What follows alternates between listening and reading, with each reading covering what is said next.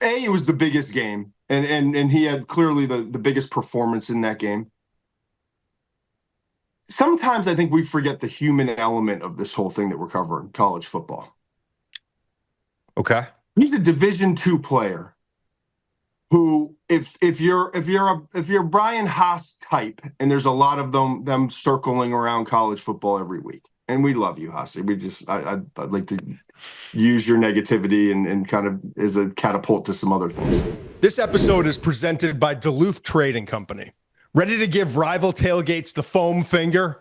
Duluth Trading Company crafts Hall of Fame game day gear to help you grill hotter, cheer louder, and tailgate longer. Bibs loaded with pockets, gusseted pants so you can crouch without snuffing out your coals, and free swinging shirts tailor-made for cornhole tossing. Stay comfortable from preseason to playoffs in the toughest tailgate attire around, only at Duluth Trading Company. But there's a lot of people who like to point out the negatives, like, oh, yeah, see, finally. He never played in front of a big crowd in Division II. He wasn't ready. Yeah, he came out early on against Georgia. He looked great for 3 quarters, but the pressure, the crowd noise, the environment, it all got to him in the fourth quarter. Ole Miss's offense in the week ago's loss against Georgia, the only loss of the season for Ole Miss. The quarterback who's come out of nowhere, wasn't supposed to be the starter coming into the year. Simmons goes down with the injury. He steps in. Opportunity, preparation, all meets. Forget luck. That's what it is. But he gets in this big moment in the fourth quarter in a tight game against Georgia, and he freezes up. That's what everyone's saying. Will he ever recover? Well, he comes right back out this week at Oklahoma. And I wanted to explain something to you folks. No turnovers in Norman, an OU defense that was second in the country, giving up 9.4 yards per game, second behind Ohio State. That defense has points. Been 9.4 points per game allowed coming into this week. And they dropped 34 on that group. Yeah. And Chambliss was the reason, the biggest reason, I should say. Yeah, and it was a very similar situation where they went late third, they went down. Ole Miss felt like they were controlling the game, and then that Oklahoma scored. Everyone was waiting for it. Everyone was waiting for it, right? I wasn't waiting for it, but I see what you're saying. I was sitting there and saying, okay, here we go again. Same situation. And I wouldn't say that he froze against Georgia, but I thought he tightened up and missed some throws that he was making earlier in the game. So I wanted to see how he react. And he stepped up, man. He shined. And good for him. I mean, that's a great sign for them going forward. And also the way the game ended. I thought the Ole Miss defense finally made some plays, man. Like there were some real positives to take out of this game for Ole Miss, not just the win, but kind of how they did it. Evan Hawley, I see you on the chat, and I promise you, like Minecraft, that art behind me, like Minecraft is being kind to it. I don't know what the hell's going on with it. But I'm glad you guys are along for the show, because it's not the typical one, but it seems like everyone's handling it well, right? Yeah, I hear you. Sparats 33. Oklahoma hasn't played anyone and all that. Like, I get you. Like, they haven't played, but like, you can complain Auburn and maybe Michigan isn't as good offensively as maybe people thought they could be, and with Underwood as the starter this year. But it's still 9.4 points per game after 6 games, and like. And the talent is there. Like I'm all set with that. Yeah, I'm not buying that argument. Here's what I want to get to in this game, though. Beyond just Trinidad and his performance. Okay. Don't you just want Lane to stay at Ole Miss and Venables to stay at Oklahoma for like the next at least 5 years so we can keep seeing this? Did you see the split screen they had with their coaches, their assistant coaches going back and forth on? Is this what you're about to talk about? The signals? I would take it. Oh God, it was the best thing ever. I mean, these guys are freaking out. They look like air traffic controllers on every play, and it's three guys doing three different signals. And Lane's, doesn't necessarily get as many plays in, but he still runs tempo. So Venables has to react quickly, and it was awesome to watch. Like there's so much going on between those two. And by the way, the way they met at the field after the game made me feel like they have a ton of respect for each other. Just two dudes are really good at what they do, and one's on defense and one's on offense. I thought that was genius. I think that was ABC, right? I thought it was genius by them to have the split screen of the two coaches at times, but also the guys who are calling the plays in from the sidelines. And you got to feel for, two of those guys are dummies, so they can't steal the signals, but all of them are, it should be sponsored by Red Bull or whatever energy drink you want to pick, because they are going bananas with all the signals that they're throwing at people. I thought it was awesome. Well, it's funny too. I've read reports like they used to call the guys at Clemson that did the signal stealing. Yeah, the choir boys, because they would sit on the sideline with the hymnals. It looked like, and they like flipping through the hymnal. Go to hymn 334. right. And because they put so much time into stealing the signals, and so Lane obviously is going to take his shots at him. At Venables and his history with that in the press conference this week. And now it becomes Lane versus Venables. And it's like this new budding rivalry in the SEC. And yeah, if he goes to Florida or if he goes somewhere else in the SEC, it still is going to exist. But don't you just love Lane at Ole Miss for some reason? I do. I think it feels like he's found his best version of himself there. And maybe I'm buying the PR, and that's fine. I don't care.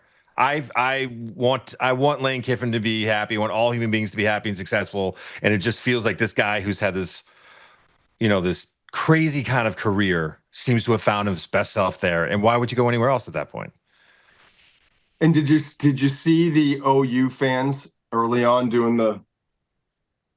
No, I missed that. You missed that? Oh, I missed that. Awesome. No fan base in the world. I don't care. European soccer, football, there's no more creative. They got it. Yeah, they get college football fans. This episode is brought to you by Scout Motors. I'm actually thrilled we have a partnership with Scout Motors. I'm trying to buy a Scout. I desperately need one in my life. I've had my eye on it since social media started showing me that they're coming back. Remember a few years ago when the Vikings were down by 33 points at halftime against the Colts, but managed to turn it around in overtime? It was the largest comeback in the history of the NFL. Just as iconic is the comeback of the Scout Traveler and Scout Terra. Last produced in the 80s, when I was born. Life was so simple back then. They've been reimagined for today with four-wheel drive, optional 35-inch tires, and more. Join the wait list at scoutmotors.com. Concept vehicles not available for sale. Features and performance specifications are preliminary and subject to change. Joining the wait list does not guarantee purchase. Visit scoutmotors.com for more details. Yeah. And they're talking about even on our chat right now. The Gator Chop, with all the noise about Florida coming in and outbidding Ole Miss to get Lane Kiffin. And to start that early in the game was just priceless. I love it. I love it.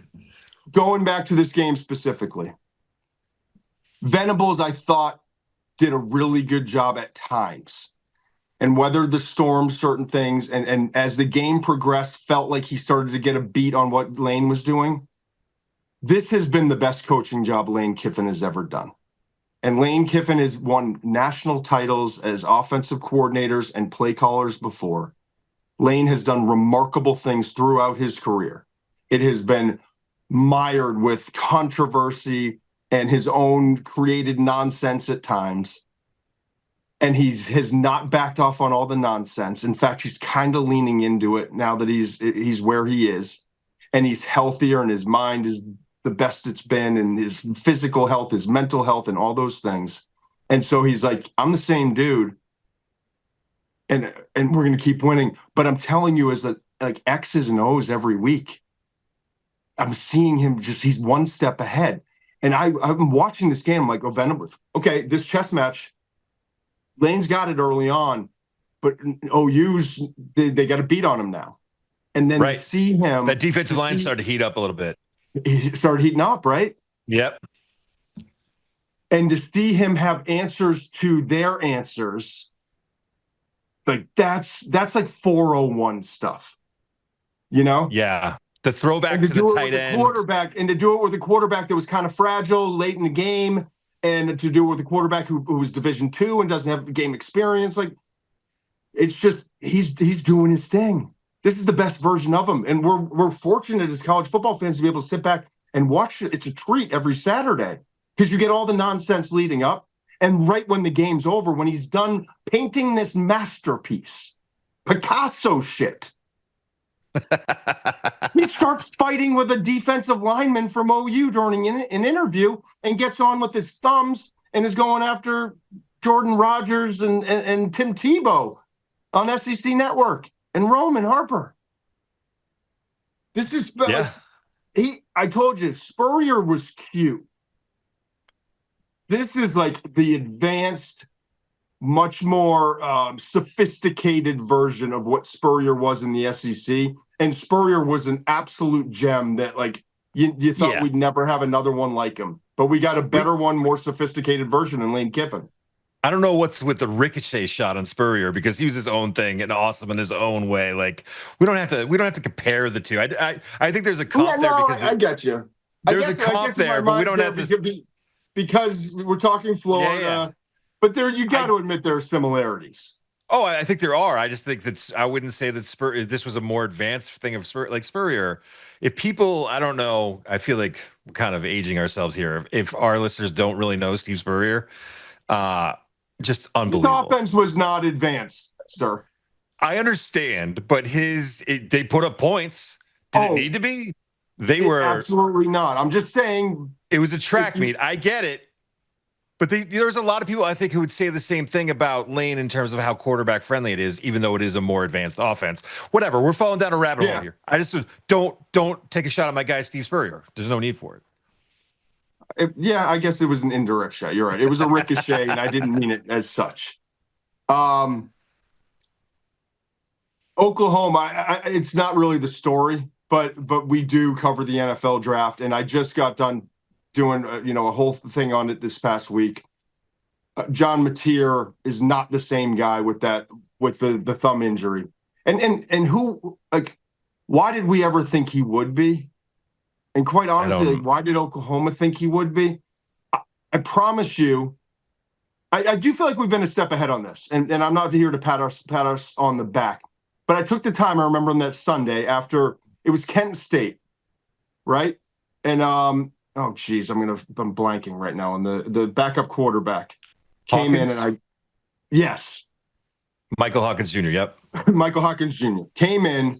And I think it was like 48 to 6 or something like that. They blew the doors off of Kent State. Yeah, it was a lot to a little. And you would think that really impressive, right?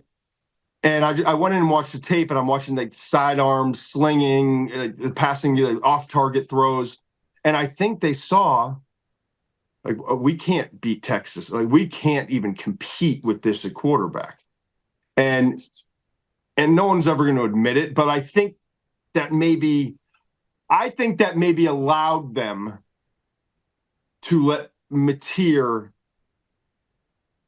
speed things up. They created more urgency. Right. And so he looked good for a little bit in Texas, but then the 3 interceptions. And then he comes out the next week, and we've been chronicling it all along. He's missing throws he never missed. He's always been overly aggressive. He always has Mateer moments. There's always 3 or 4 plays a game where you rip your hair out because you're like, what are we doing? But sometimes 2 or 3 of them wind up being big time plays on decisions and throws and aggressive kind of attacking style moments that you don't want your quarterback to make that wind up working out for him because he's so uniquely gifted. But now he can't make the ordinary throws. And even when he's like connecting and it's a completion, it's missing within the strike zone. It's not the same operation. And so it's hard to watch because we know what he is. And at this point, I'm kind of like, it's going to recover. His thumb's going to get back, and it's going to take time. And I'm not saying you should shut it down for the year or anything like that. I'm just saying I'd really like to see him back in Norman next year, because I don't want him going to the NFL draft with this being this second half of the season, and the tape that I'm studying, and I know you're studying as well, being the tape that the NFL scouts are, because there were plenty of guys in the league that already had their doubts about Mateer. I'm not saying a lot, but there are some. If you poll a handful of folks in the league, there were some that had their questions about Mateer, and this gives them a lot of fuel for their fire if they're pounding the table against John Mateer. I'd really like to see him come back, and I don't know, but at the end of the day, honestly, like while some of it is still on Mateer and his inability to make the throws that we know he's capable of making, because we have such a big catalog of him doing it. This offensive line was always going to be the downfall of OU, and I'm looking today, yes, he's 17 for 31 passing, and yeah, he hasn't been the same, but he also just 17 rushing yards on 13 attempts. His thumb isn't bothering his legs and his running ability. And he's just as aggressive. I haven't seen any hesitation from him as a runner. And they just, as a offense, have not been able to run the football. So you combine those things, and over time, even if Lane wasn't cooking and Trinidad didn't have the performance that he did, it didn't feel like it was going to be enough. There was that muff punt in the fourth quarter, I thought was killer for OU, because OU was hanging, they were fighting, they were doing every little thing they could, but it felt like that was the moment where it just became I don't want to say insurmountable, but it became too much of a hill to climb. I agree with everything you're saying. I mean, you could look at Xavier Robinson today. It had 109 yards rushing, and you're like, oh, they had a 100-yard rusher. He popped one for 65. They couldn't run the ball consistently. They haven't been able to run the ball consistently all year. And, and then you throw on, it's a really good defense. It's a really good defensive coach, but Mateer is not. He's not like he had a couple whole balls today where I was like, that's his thing, man. He just is lasers throwing into that area of the field, and he was missing high. And I agree with you. I mean, I think they have Tennessee next week, and then they get a bye before they finish up. They go on that last run. So maybe that extra week, he'll get a little healthier, and we can start to see some improvement. But at this point, it looks like the best thing for him to do NFL draft-wise would be to go back. Which I think would be a great thing for college football, would be a great thing for college football. Oh, would be, just add to the compete level of the SEC next year. But let's get back to Ole Miss. Unlike Oklahoma, which still has this gauntlet, it's like a never-ending gauntlet for Oklahoma, and that's why I have so much concern. And that bye comes at it probably needed to come earlier. Ole Miss, man, South Carolina, who felt like they shot their best shot today against Alabama, and we'll get to that game in a minute. Citadel, Florida, and then the Egg Bowl against Mississippi State. So, South Carolina could pop up and get them. And we've seen Lane Kiffin teams throughout his history. We've seen this Ole Miss team not play to the level. So, they're gettable. I'm not saying they're not gettable. But if they play to even B level the rest of the season, they're going into this college football playoff. They're a one-loss team again, and that one loss was against Georgia in a game in which they kind of dominated. At Georgia, dominated for 3 quarters, young quarterback, all that stuff. I mean, I'm with you, man.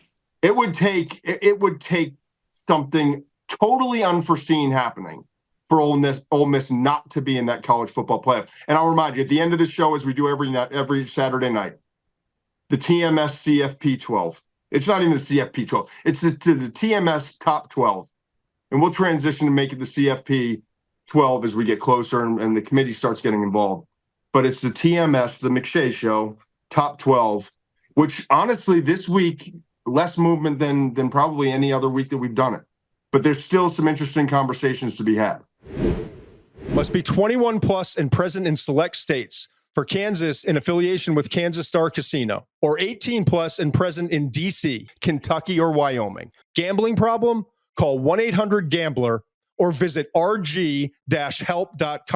Call 1-888-789-7777 or visit ccpg.org/chat in Connecticut, or visit mdgamblinghelp.org in Maryland. Hope is here. Visit gamblinghelplinema.org or call 1-800-327-5050 for 24/7 support in Massachusetts, or call 1-877-8-HOPE-NY or text HOPE-NY in New York.